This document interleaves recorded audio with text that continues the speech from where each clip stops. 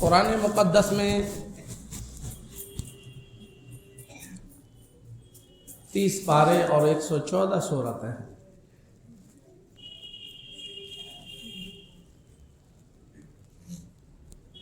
سب سے زیادہ اگر قرآن مقدس میں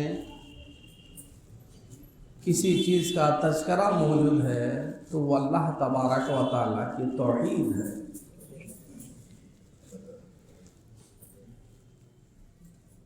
اللہ کی قدرت ہے، اللہ کی عظمت ہے، اللہ کی کبریائی ہے، رب کی طاقت و قوت کا اظہار ہے۔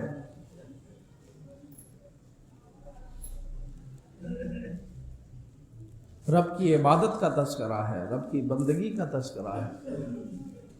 آنکھ بند کر کے بھی قرآن مقدس کے اور آپ کو کھولیے گا تو جہاں انگلی آپ کی پڑے گی اللہ کا تذکرہ ملے گا۔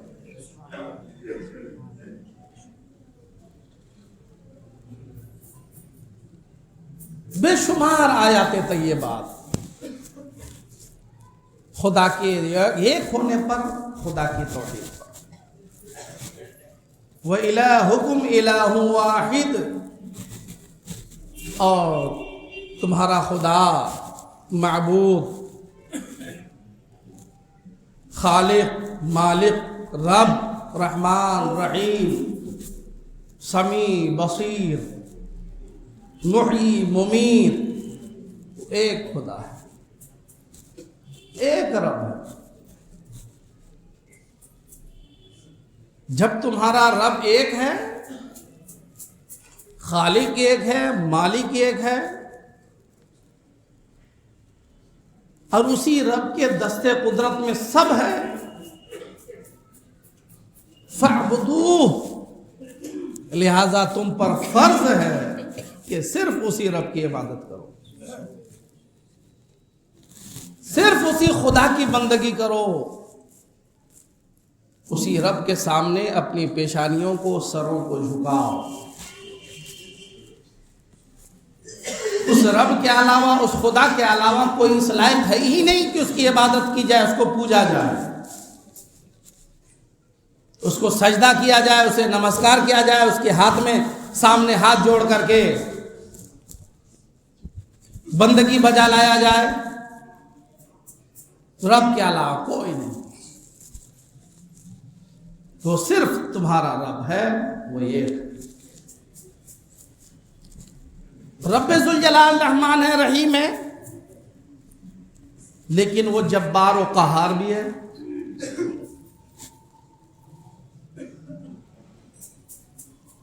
بندہ کتنا بھی بڑا سے بڑا گناہ کیوں نہ کر لے، ایسا گناہ کہ آپ کرتے ہوئے نہیں، نام لیتے ہوئے یا سنتے ہوئے آپ کی روح کانپ جائے، اور سچا مسلمان ہے تو ہو سکتا ہے سن کر کے دم نکل جائے، اتنا بھی اگر خطرناک گناہ ہو تو رب ذوالجلال آنے واحد میں اس بڑے گناہ کو بھی معاف فرما دیتا ہے، اس بڑے گناہ کو بھی معاف فرما دیتا ہے۔ یعنی جس سے اتنا بڑا گناہ کہ اس سے بڑا گناہ کا تصور نہیں آپ میں، بس ادھر سے لب ہلائیے استغفر اللہ، اے اللہ میں اس گناہ سے سچی توبہ کرتا ہوں، ادھر سے رب فرمائے گا فرشتوں گواہ ہو جاؤ میں نے معاف کر دیا۔ گناہ کی آخری حد پر بھی بندہ مومن پہنچ جائے، سچی توبہ کر لے، اللہ معاف فرما دے۔ مگر ایک گناہ ایسا ہے کہ وہ اتنا بڑا رحیم و کریم ہونے کے بعد معافی تو دور کی بات ہے، اتنا غضبناک ہوتا ہے، اتنا غضبناک ہوتا ہے کہ اگر محمد عربی صلی اللہ علیہ وسلم نہیں ہوتے تو کبھی پہاڑوں کو پروردگار عالم نازل کر کے اوپر گرا کر کے تباہ کر دیتا، کبھی سمندر میں غرق کر دیتا، کبھی آسمان کی چنگھڑ سے تباہ کر دیتا، کبھی اس گناہ کی وجہ سے اللہ اسے خنزیروں میں بدل دیتا، کبھی بندر بنا دیتا، کبھی پروردگار عالم زمین کو اوپر اٹھا کر کے ایسا گراتا کہ پھر ہڈیاں سرما سے بھی زیادہ باریک ہو جاتی۔ ایسا ناراض ہوتا ہے اس فعل سے میرا میرا پروردگار. اور یہ سب باتیں میں اس لیے کہہ رہا ہوں کہ یہ سب ہو چکا ہے. موسیٰ کی قوم کو رب نے غرق کیا، نوح کی قوم کو غرق کیا، صالح کی قوم کو، ہود کی قوم کو، لوط کی قوم کو رب نے تباہ کیا. حضرت یونس کی قوم کو تباہ کیا. قرآن پڑھیے، سورہ ابراہیم، سورہ موسیٰ، سورہ بنی اسرائیل، سورہ صالح، سورہ ہود، یہ سب سورتیں پڑھیے. تباہ کر دیا رب نے. نبیوں کے ہونے کے باوجود کون سا گناہ تھا کہ رب نے اپنے جبر و قہر کا اظہار فرمایا؟ معلوم ہے وہ کون سا گناہ تھا؟ یہ وہ گناہ تھا جس گناہ کو آج ہمارے سماج کے کچھ پڑھے لکھے تو نہیں کہہ سکتے ہیں، البتہ پڑھے لکھے جاہل ضرور کہہ سکتے ہیں. ایسے پڑھے لکھوں سے تو میں جاہلوں کو جو انگوٹھا ٹیک ہے ان کو 1000 بار مبارکبادی پیش کرتا ہوں کہ انگوٹھا ٹیک ہے، مگر سینے میں یہ بات ہے کہ نہیں حضرت، میرا سر جب بھی جھکے گا، اگرچہ نہیں جھک رہا لیکن جب بھی جھکے گا خدا کی بارگاہ میں. تو ایسے پڑھے لکھے جاہلوں سے یہ انگوٹھا ٹیک جاہل تو بہت ہزاروں لاکھوں درجہ بہتر ہے. کم سے کم اس کے سینے میں اپنے خدا کی عظمت تو ہے، اپنے رب کی عظمت تو ہے، زبان پر ایک ہونے کا اقرار تو ہے. مگر یہ پڑھے لکھے جاہل اپنے علم کے دھوس میں یا دنیاوی منصب کے لیے یا کسی کی چمچا گیری کے لیے یا کسی کی چاپلوسی کے لیے یا جھوٹے نام و نمود کے لیے وہ کر رہا ہے جس کی وجہ سے وہ قوم تباہ ہوئی. کیوں تباہ ہوئی؟ شرک کی وجہ سے. کیوں تباہ ہوئی؟ شرک کی وجہ سے. یعنی اللہ کے علاوہ دوسروں کو بھی خدا ماننے کی وجہ سے. ایک بات، یا اللہ کی عبادت کے ساتھ ساتھ دوسروں کی بھی پوجا کرنے کی وجہ سے، یا اللہ کی پوجا عبادت چھوڑ کر دوسروں کی پوجا عبادت کرنے کی وجہ سے، یا اللہ کے ساتھ دوسروں کو خدا ماننے کی وجہ سے. اسی کو کہتے ہیں شرک. یہ وہ گناہ ہے کہ رب ذوالجلال نہ کبھی معاف فرماتا ہے، اور یہی وہ گناہ ہے جس کی وجہ سے یہ ساری قومیں تباہ کی گئی.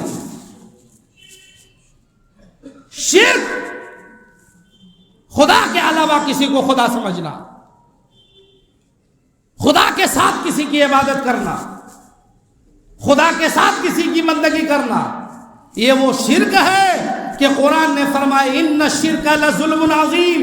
یہاں ظلم سے مراد کفر ہے، یعنی شرک اتنا بڑا ظلم ہے، اتنا بڑا ظلم ہے کہ اس کی کبھی معافی نہیں. اگر حالت شرک میں دنیا سے گیا تو اس کے لیے قرآن اعلان فرماتا ہے خالدین فیہا ابدا، وہ ہمیشہ جہنم میں رہے گا، ہمیشہ جہنم میں رہے گا، کبھی نکالا نہ جائے. شرک اتنا بڑا گناہ ہے کہ اس کی معافی ہے ہی نہیں. اور شرک کیا ہے؟ شرک ایک لمبا موضوع ہے. مثال کے طور پہ میں نے سمجھا دیا کہ مسجد میں آ کے خدا کی بھی عبادت کر رہے ہو، بت خانے میں جا کے وہاں بھی رام رام. خدا کی عظمت بھی دل میں تمہاری ہے اور صنم کی بھی عظمت تمہارے دل میں ہے، بتوں کی بھی عظمت تمہارے دل میں، یہ شرک ہے.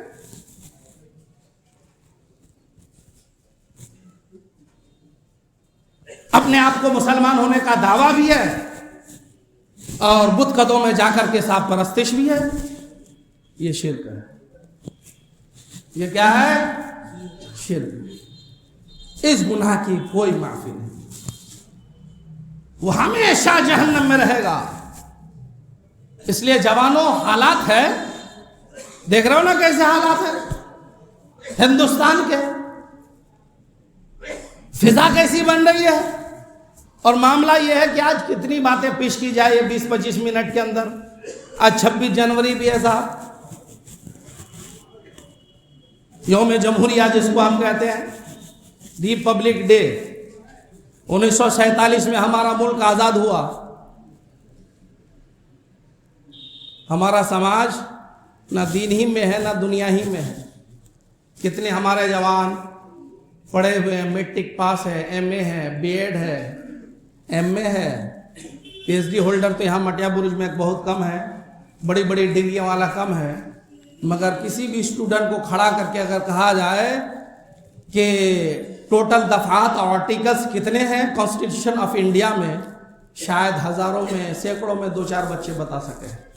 کتنے آرٹیکل تمہارے موافق ہیں، شاید 2-4 بچے بتا سکیں. اور جو ہمارے بوڑھے بزرگ ہیں دندناتے پھر رہے ہیں، ان کی تو بات ہی مت کرو. تو نہ تم گھر کے رہے نہ تم گھاٹ کے رہے. اور اس کے بعد بھی یہ مولویوں کو کوستے ہیں، مدرسے والوں کو کوستے ہیں کہ مدرسے والوں نے کیا دیا، مولویوں نے کیا دیا. ارے نادان، 100 میں 2% 2 بچہ مدرسے میں ہے، 98% اسکول کالج میں ہے. ان اسکول کالج والوں نے کتنا بیدار کیا ہمارے مسلمانوں کو. اور 2% جن کو تم نے کوئی حیثیت نہیں دیا، آج بھی 15 اگست ہوگا تو اس کی باریکیاں وہی مولوی بتا رہا. آج بھی 26 جنوری آیا تو اس کے آرٹیکل، دفعات، ہندوستان کی قربانیاں، شہادت، آزادی کی تاریخ ہے، یہی مولوی بتا رہا ہے. آج بھی عبادت گاہ کو بت قدے میں تبدیل کیا جا رہا ہے، اس کی برائیاں، خدا کی توحید، یہی مولوی بتا رہا ہے. آج بھی دنیاوی اعتبار سے تم کیسے ترقی کرو گے، یہی مولوی بتا رہا ہے. یہ 98% کیا کر رہے ہیں؟ اس لیے مدرسے پہ انگلی اٹھانے والوں، توبہ کر لو، سچی توبہ، ورنہ یہاں بھی دنیا ہی میں تجھے جہنم کی بشارت مل جائے گی. کم سے کم وہ 2% والوں کی وجہ سے آج جو تمہارے اندر اسلام کی کچھ بھی نمک باقی ہے، انہیں 2% کی وجہ سے. ورنہ تم بھی گھنٹے بجا رہے ہوتے. یہ اسکول کالج کے ماسٹر، ٹیچران، یہ نیتا کیا کر رہے ہیں؟ کیا کر رہے ہیں؟ یا وہ ضمیر فروش مولوی کیا کر رہے ہیں؟ البتہ جن مولویوں نے غریب نواز کا دامن تھامے رکھا، آقا کی سیرت پہ قائم ہیں، انہیں تو سر کٹایا مگر کسی صنم و بت کے سامنے کبھی سر جھکانے کو گوارا نہ کیا. اہل سنت و جماعت کا کوئی مولوی دکھا دو کہ غیر اللہ کے سامنے سر ٹیکا ہو. لیکن حیرت ہے ہمیں ان مولویوں پر بھی کہ غریب نواز کا نام لو، جھٹ سے شرک کا فتویٰ دے دیا. اجمیر شریف جاؤ، بدعت کا فتویٰ دے دیا. غوث پاک کے نام کا لنگر کرو، شرک کا فتویٰ دے دیا. یعنی ولیوں سے مانگو، ولیوں کے پاس جاؤ تو ان کمینوں کو شرک نظر آتا ہے. اور ایک مسجد کو، خدا کے گھر کو شہید کر کے بت خانہ بنایا گیا، صنم کو لے جا کے رکھا گیا. یہ عمیر الیاسی دیوبندی جا کر کے شرکت کر رہا ہے اور انسانیت کا پیغام دے رہا ہے. اے مسلمانوں، یہ وہ ہیں جو اولیاء پر شرک کا فتویٰ لگاتے ہیں، آراس پر شرک کا فتویٰ لگاتے ہیں، علماء اہل سنت کے کاموں پر شرک کا فتویٰ لگاتے ہیں. انہیں مسیح شہید کر کے بت قدا بنایا گیا، وہاں شرک نظر نہیں آیا اس دیوبندی کو. اور سنو، آپ کہتے ہو یہ مفتی صاحب تو ادھر ادھر کی باتیں کرتے ہیں، اس کے خلاف اس کے خلاف. نہیں ہے، پروف میرے پاس موجود ہے. ان دیوبندیوں کے مدرسوں میں ملک کے پی ایم کے برتھ ڈے کے موقع پر فوٹو لگا کر یہ برتھ ڈے منا رہے ہیں. جن کو مولا علی کا یوم ولادت منانا شرک نظر آتا ہے، جن کو آقا حسین کا یوم ولادت منانا شرک نظر آتا ہے، یہ دیوبندی وہابی اپنے مدرسوں میں، وہ بھی اسکول کالج میں نہیں، مدرسوں میں پی ایم کا فوٹو لگا کر کے، تالیاں بجا کر کے مودی جی کا صاحب یوم ولادت منا رہا ہے. فوٹو دلیل میرے پاس پروف موجود ہے. اس لیے غریب نواز کے غلاموں میں ہمیشہ تمہیں کہتا ہوں کہ پہچانتے کیوں نہیں ہو؟ حقیقت کو جانتے کیوں نہیں ہو؟ پہچانو لوگوں کو، چہروں کو.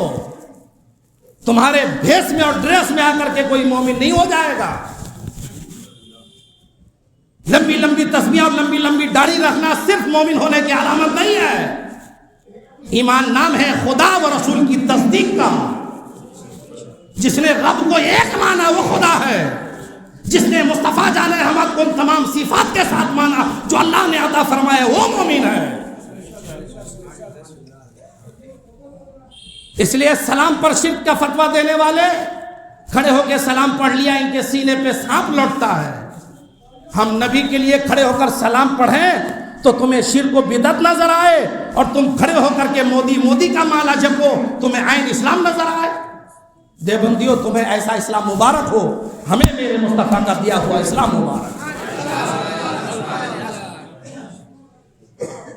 چہروں کو پہچانو, اور اگر کوئی ہمارے سیدھے سادے بھولے بھالے ان کے جال میں پھنس گئے تو میں آپ کو ایمان کی, توحید و رسالت کی پھر سے دعوت دیتا ہوں کہ آپ غلط لوگوں کے دامن میں چلے گئے. اسلام کی بنیاد اللہ و رسول کی تصدیق ہے, اور نبی کریم صلی اللہ علیہ وسلم نے وہی دولت اسلام دے کر غریب نواز کو ہندوستان میں بھیجا ہے. اس لیے غریب نواز کی تعلیمات عین اسلام ہے. پھر غریب نواز کی بارگاہ میں جانا اگر کوئی شرک و بدعت کہے سمجھ جاؤ کہاں والا ہے. یہ میں کوئی اپنی طرف سے کوئی افواہیں بیان نہیں کر رہا ہوں, حقیقت. یہ دیوبندی جا کے کہہ رہا ہم تو انسانیت, اسلام انسانیت سکھاتا ہے. اچھا, خدا کے گھر کو توڑ کر کے وہاں بت کدہ بنا دیا گیا, انہیں انسانیت نہیں سوجھی, اور تو وہاں جا کر کے رام لیلا کر رہا, تجھے انسانیت سوجھ رہی ہے. یہ دیوبندی فرقے کی حقیقت ہے,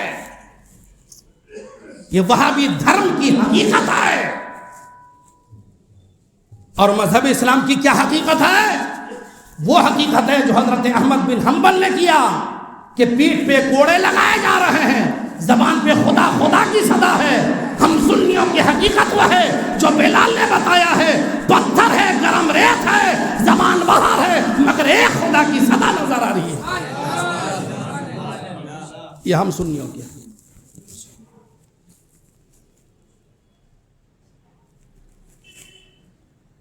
26 جنوری کو کانسٹیٹیوشن آف انڈیا کا انڈیا لاگو ہوا.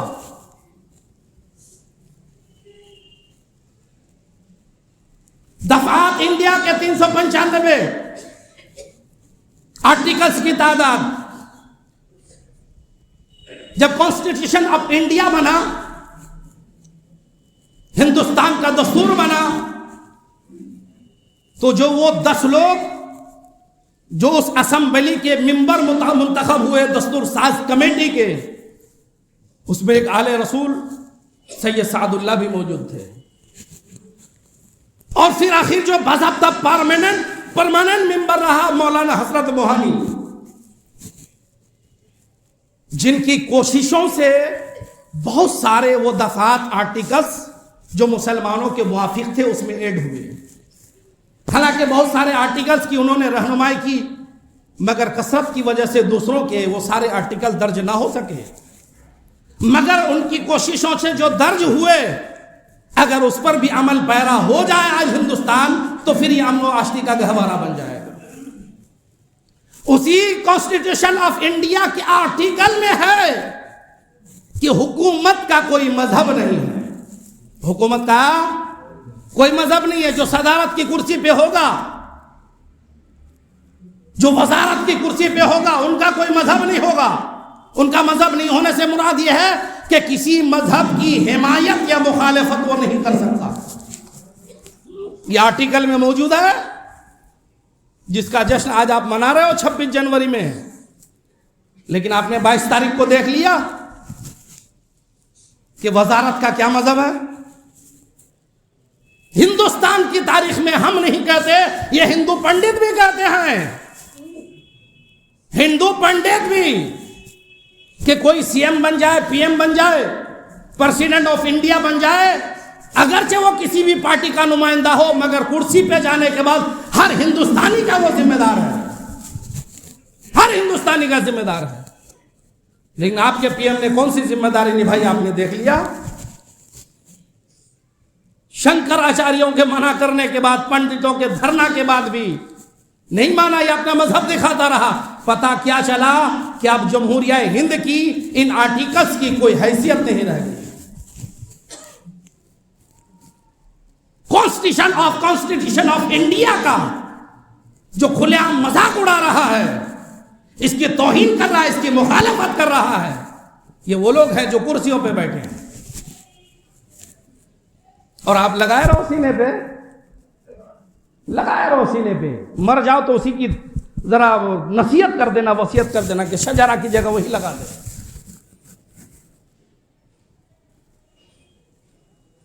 مسلمانوں، باتیں بہت ہیں،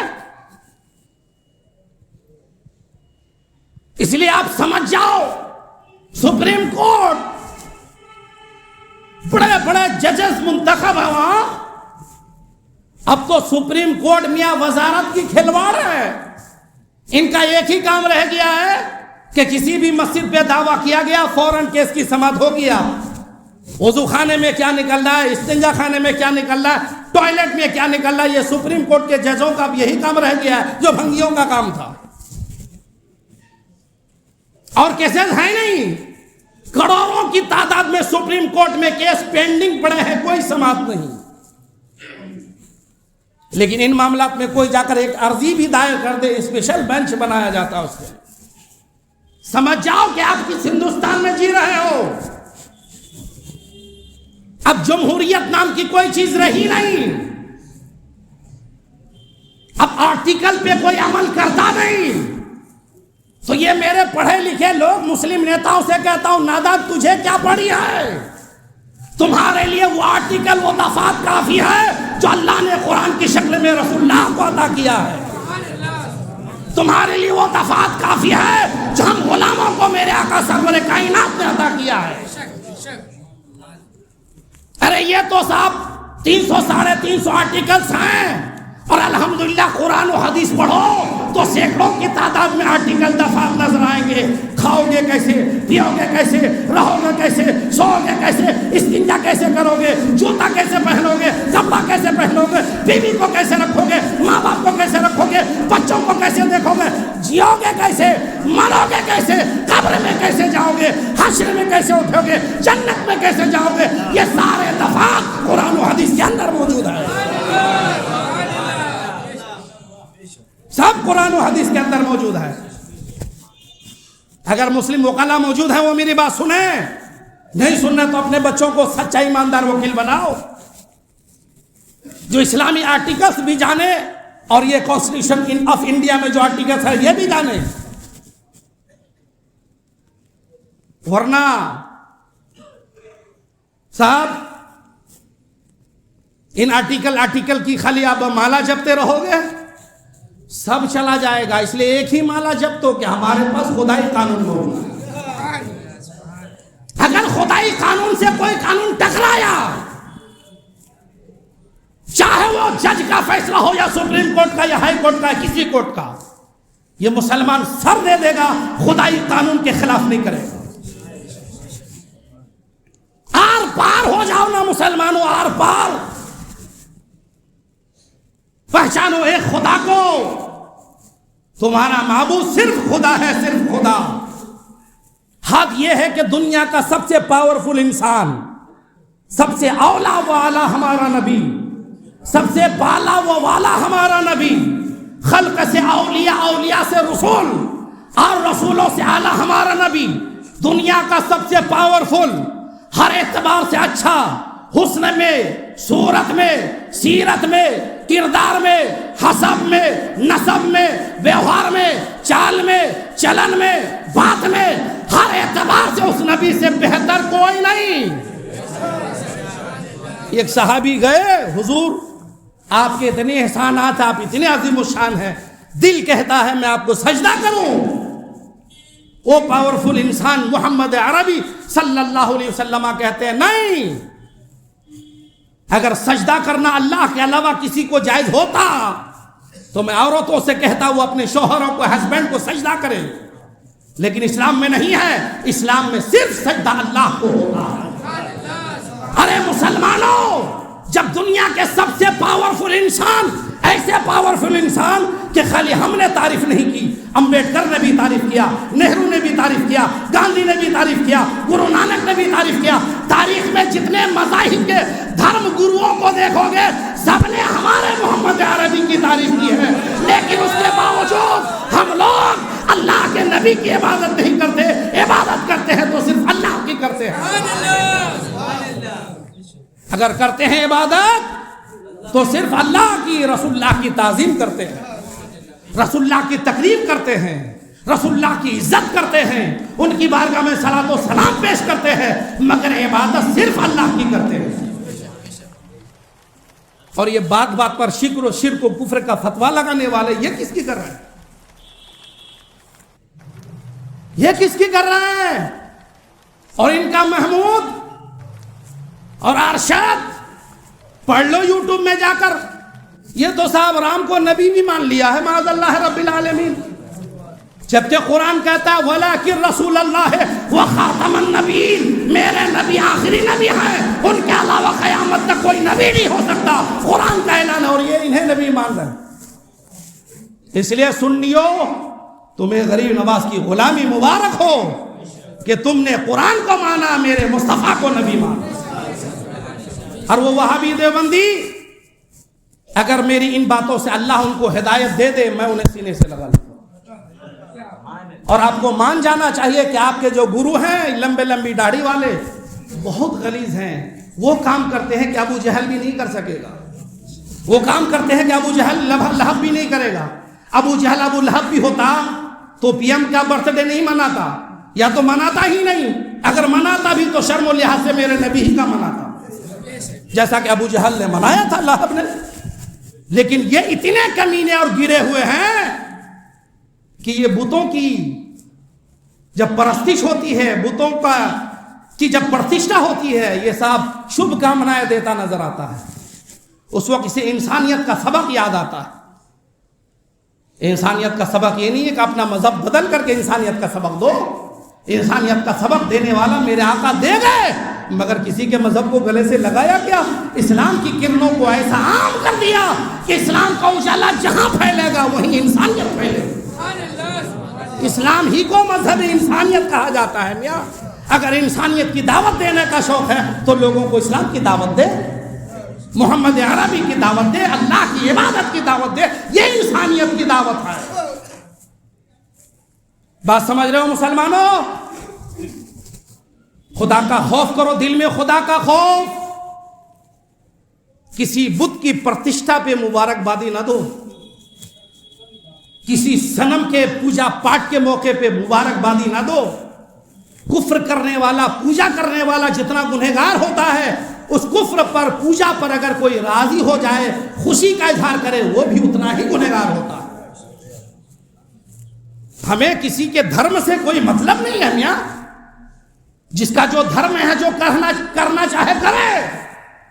کیونکہ میاں تم تو آج یہ سبق دے رہے ہو، ہمارا قرآن تو پہلے کہا لا اکراہ فی الدین، دین میں کوئی زبردستی نہیں ہے، جسے مسلمان ہونا ہو خوشی خوشی ہو جائے. ہم جبر نہیں کرتے.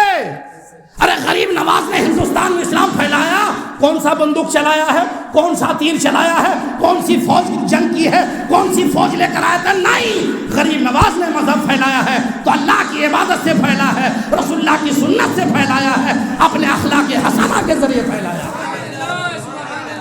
مذہب اسلام یہ انسانیت کا درس دیتا ہے. اس لیے مسلمانوں، 2 دن کی واہ واہی کے لیے، 2 دن کی چاندی کے لیے خدا کو ناراض نہ کرو. چاہے نیتا ہو، چمچا ہو، پڑھا لکھا اپنے آپ کو جاہل سمجھتا ہو. ارے پڑھ لکھ کے تم نے کیا کیا نادان؟ ایک شرابی حالت شراب میں بھی خدا ہی کو مانتا ہے. تو تجھ سے بہتر تو وہ شرابی ہے کہ تم پڑھ لکھ کر کے، نیتا بن کر کے، باس بن کر کے، ماسٹر بن کر کے، انجینئر بن کر کے تو خدا کو بھی مان رہا ہے اور خدا کے دشمنوں کو بھی مان رہا ہے. تجھ سے بہتر تو شرابی ہے کہ حالت شراب میں سرمست ہے وہ، مگر خدا ہی کا نام لے رہا ہے، اللہ ہی کا نام لے رہا ہے.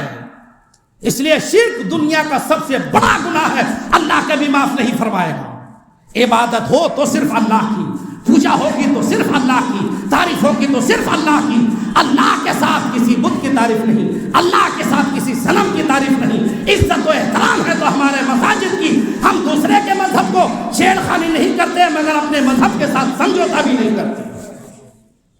اگر اس پہ قائم رہے تو ہو سکتا ہے اللہ تمہیں معاف فرما دے، تمہاری بدعمالیوں کو درگزر کر دے۔ اسی توحید پہ قائم رہو اور ہر جگہ فخر سے کہو کہ ہم مسلمان ہیں۔ ورنہ آج کسی کی پٹائی ہو رہی ہے تم چپ بیٹھے، تو میں ہمیشہ کہتا ہوں حالات ٹھیک نہیں ہے۔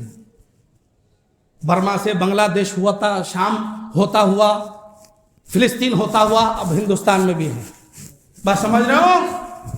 اس لیے پہلے ہی میں کہہ رہا تھا کہ دوسرے کے گھر میں آگ لگے تو گھر دروازہ بند کر کے مسو بجھانے کی کوشش کرو، دروازہ کھول دو، بجھا دو۔ اگر آگ وہیں بجھ جائے گی فتنہ وہیں ختم ہو جائے گا۔ اگر وہاں آگ نہیں بجھے تو تجھے ڈر لگا رہے کب کوئی چنگاری آ جائے، کب کوئی چنگاری آ جائے، میرے گھر کو بھی جلا کر خاکستر کر دے۔ اس لیے مسلمانوں اٹھ جاؤ خدا کے نام پہ، اٹھ جاؤ رسول خدا کے نام پہ، اور سر پہ کفن باندھ لو کہ ہمیں رہنا ہے تو خدا و رسول کا بن کر کے رہنا ہے۔ اگر دین کا سمجھوتا ہی کرنا ہے تو پھر کیا فائدہ؟ سب سے بڑی طاقت کا مالک خدا ہے۔ اس لیے مسلمانوں تمہیں گھبرانے کی ضرورت نہیں، اسلام یہ شہادتوں ہی کا مذہب ہے۔